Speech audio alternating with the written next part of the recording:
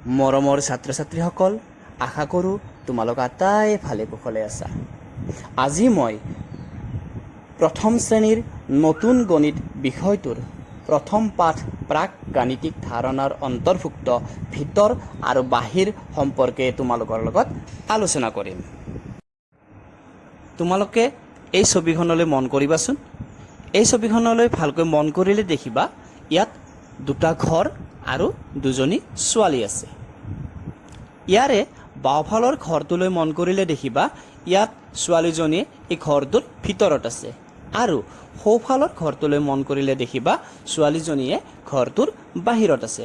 অৰ্থাৎ ইয়াত এজনী ছোৱালী ঘৰৰ ভিতৰত আৰু আনজনী ছোৱালী ঘৰৰ বাহিৰত আছে।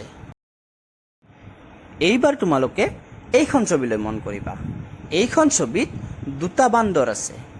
ইয়াৰে বাওঁফালৰ বান্দৰটো মুকলিকৈ আছে আৰু সোঁফালৰ বান্দৰটোৱে এটা পিঞ্জৰাত আবদ্ধ হৈ আছে। অৰ্থাৎ সোঁফালৰ বান্দৰটো পিঞ্জৰা এটাৰ ভিতৰত আছে আৰু বাওঁফালৰ বান্দৰটো বাহিৰত আছে। এতিয়া তোমালোকে এইটোলৈ মন কৰিবা। এইটো এটা বাকচ, চশমাৰ বাকচ। ইয়াৰ ভিতৰত এযোৰ চশমা আছে। মন কৰিবা ইয়াৰ ভিতৰত এযোৰ চশমা।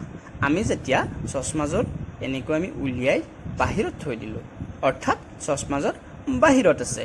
ইয়াৰ আগত চশমাযোৰ ক'ত আছিল? চশমাযোৰ এই বাকচটোৰ ভিতৰত আছিল। বুজিলা নহয়? এতিয়া চশমাযোৰ বাকচটোৰ ভিতৰত আছে আৰু আমি ইয়াত থোৱাৰ লগে লগে কি হ'ল? চশমাযোৰ বাকচৰ বাহিৰত থাকিল। এইবাৰ তোমালোকে এইখন চিত্ৰলৈ মন কৰিবা। এই চিত্ৰখনত এটা ঘৰ আৰু দুটা ছাগলী আছে। চিত্ৰখনলৈ মন কৰিলে তোমালোকে দেখিবা যে ছাগলী দুটাৰ এটা ছাগলী গছৰ তলত অৰ্থাৎ ঘৰৰ বাহিৰত আছে আৰু আনটো ছাগলী ঘৰৰ ভিতৰত আছে।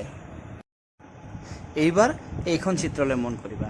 এইখন চিত্ৰত দুটা গৰু আছে। এটা গৰু জেওৰাৰ ভিতৰত আছে আৰু আনটো গৰু জেওৰাৰ বাহিৰত আছে। আমাক ইয়াত জেওৰাৰ ভিতৰত থকা গৰুটোত শুদ্ধ চিন দিবলৈ দিছে। গতিকে আমি ইয়াত যিটো গৰু জেওৰাৰ ভিতৰত আছে সেই গৰুটোত আমি শুদ্ধ চিন দিম। এয়া আমি জেওৰাৰ ভিতৰত থকা গৰুৰ ছবিটোত শুদ্ধ চিন দিলোঁ। এইবাৰ দ্বিতীয় কাৰ্যকলাপৰ বাবে এই চিত্ৰখনলৈ মন কৰিবা। এই চিত্ৰখনত এখন গাড়ী, দুজনী ছোৱালী আৰু চাইকেল চলাই যোৱা এজন ল'ৰাৰ ছবি দেখিছা। আমাক ইয়াত কি কৰিব দিছে? ইয়াতে ছোৱালী দুজনীৰ বাহিৰত থকা ছোৱালীজনীক আমাৰ শুদ্ধ চিন দিব দিছে। এয়া আমি গাড়ীৰ বাহিৰত থকা ছোৱালীজনীৰ ছবিত শুদ্ধ চিন দিছোঁ। মৰমৰ ছাত্ৰ ছাত্ৰীসকল, আজিৰ পাঠত ভিতৰ আৰু বাহিৰ সম্পৰ্কে আমি ইমানখিনিয়ে শিকিলোঁ।